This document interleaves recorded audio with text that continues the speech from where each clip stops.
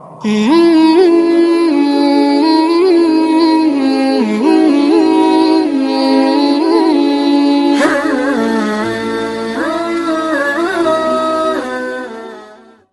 hari ini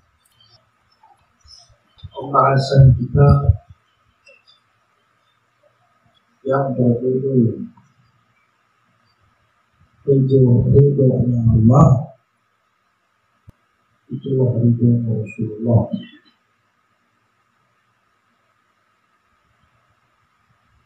Bagaimana Allah dan Rasulullah itu, bagaimana caranya Allah dan Rasulullah ridho kepada kita. Langsung saja kita masuk ke bahasan. Sudah semestinya haruslah kita ketahui bahwa di dunia ini yang kita cari adalah ridho Tuhan. Kalau Tuhan sudah ridho kepada kita, sudah semestinya Rasulullah Sallallahu Alaihi Wasallam pun meridho kita. Dan carilah suatu hal yang dapat membuat Tuhan itu meridho kita. Hal apa itu? Hal ini yang harus kita cari.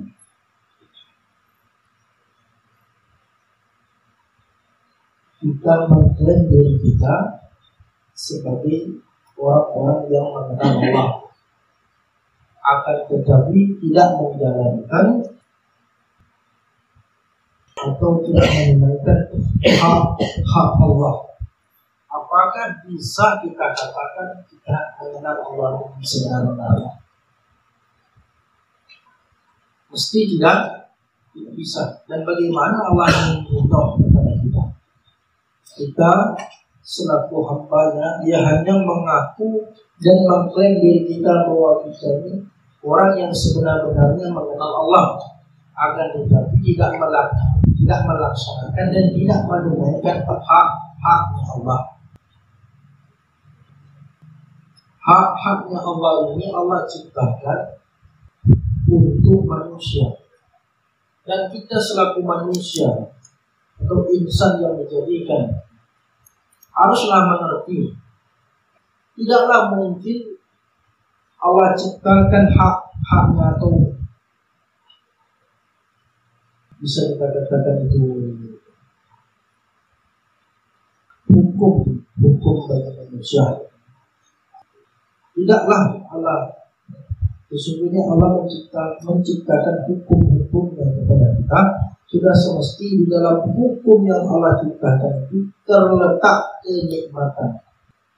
Dan sekarang ini sangat banyak orang yang menjalankan hukum Allah, sehingga membuat dia ketagihan dengan hukum Allah. Nah, tidaklah mungkin Allah menciptakan hukumnya dengan sia-sia. Dia ciptakan, mesti Dia menciptakan hukum, dan di dalam Dia menciptakan hukum ada nikmatnya.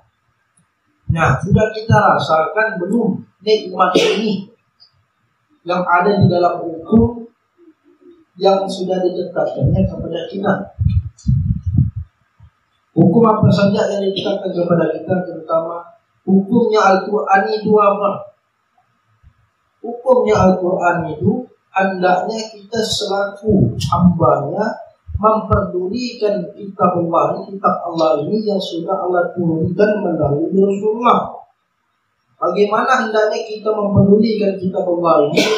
Yang untuk memperdulikan kitab Allah ini bukan hanya membacanya saja, tetapi harus mendalami apa yang hendak kita bacakan.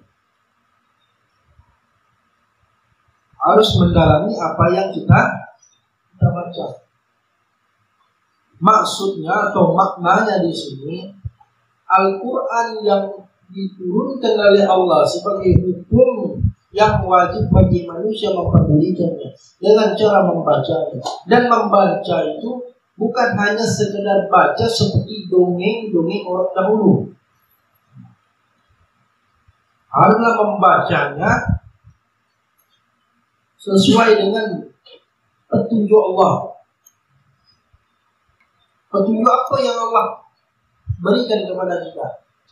Terutama petunjuk yang Allah berikan kepada kita ialah hati. Membacalah Al-Quran dengan hati. Karena kalau membaca Quran dengan hati kita sendiri, maka Al-Quran ini akan menjadi sandaran bagi kita. Bukan saja hanya menjadi sandaran bagi kita, akan tetapi menjadi pedoman hidup kita. Nah, inilah salah satu riwayat wali Allah atau kekasih Allah yang dimana dia hidup tidak memiliki apapun, dan hartanya hanya satu. Apa itu hartanya? Al-Quran. Hanya itu harta. Dan saat itu dia terkena musibah, rumahnya terbakar dan Al-Quran yang ada di dalam rumahnya pun terbakar. Hendaknya dia bersedih sebab hartanya hanya satu. Hartanya itu hanya Al-Quran saja yang dia katakan sebagai harta. Dan sehari itu terbakar dan posisinya Al-Quran itu di dalam rumah. Jadi dengan rahmat Allah, dengan hidayah Allah, dengan watak seorang wali tadi memperdulikan Al-Quran, maka dia mendapatkan rahmat Allah, hidayah Allah, sehingga Allah kumpulkan ayat-ayatnya ini ke dalam dada seorang wali itu. Hayat daripada itu, ketika dia berjalan di muka bumi, dia selalu terngiang-ngiang dengan apa yang dibacanya. Dia selalu terngiang-ngiang dengan apa yang hendak dibacanya. Apa yang hendak dibacanya itu, dia selalu terngiang-ngiang di telinganya. Karena ketika sedikit lagi dia melangkah ke dalam suatu kezaliman, maka apa yang hendak dibacanya dari Al-Quranul Karim itu mengingatkan dirinya sendiri.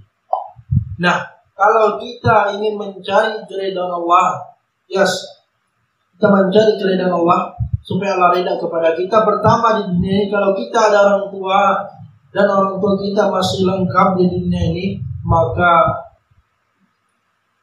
kita selaku anak hendaknya benar-benar mengabdi kepada kedua orang tua. Maka di situ juga ada keridhaan. Tetapi apabila di dunia kita sudah tidak ada kedua orang tua juga, maka perhatikanlah anak yatim piatu. Itu sangat perlu. Karena dari situlah kita merasakan perhatian Allah, bukan saja kepada kita, tetapi kepada Allah kepada seluruh manusia. Yang kedua, yang ketiga, carilah keridhaan Allah di dalam Al-Quran.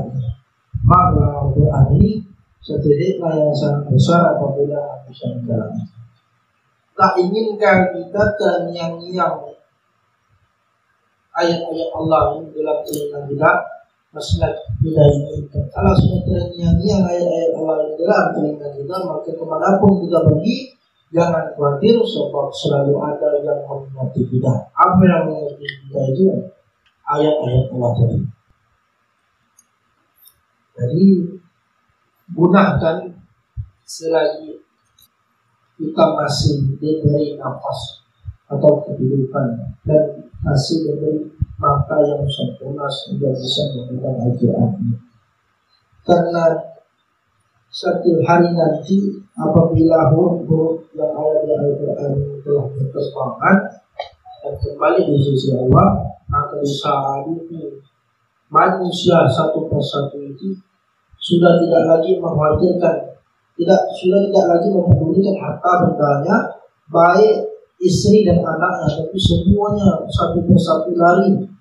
Ada yang menuju ke masjid, ada yang menuju ke rumahnya. Itu apa dia?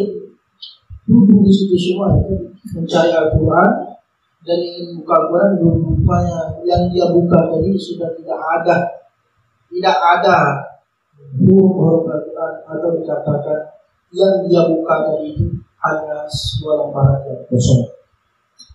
Maka itu pedulikan sebab Al-Quran adalah penerang hidup kita, yang menerangi hidup kita. Kalau tidak ada Al-Quran, kita tidak Kita tidak tahu bagaimana Allah itu berfirman kepada Rasulullah, bagaimana Allah itu berfirman kepada Musa alaihissalam, bagaimana Allah itu berfirman kepada Ibrahim alaihissalam, bagaimana Allah itu berfirman kepada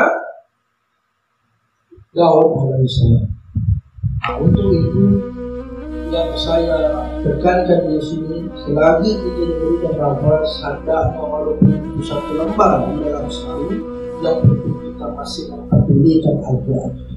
Karena orang yang mempedulikan Al-Quran adalah orang yang mempedulikan ayat Allah, dan orang itu akan dikumpulkan bersama Rasulullah di kemudian hari.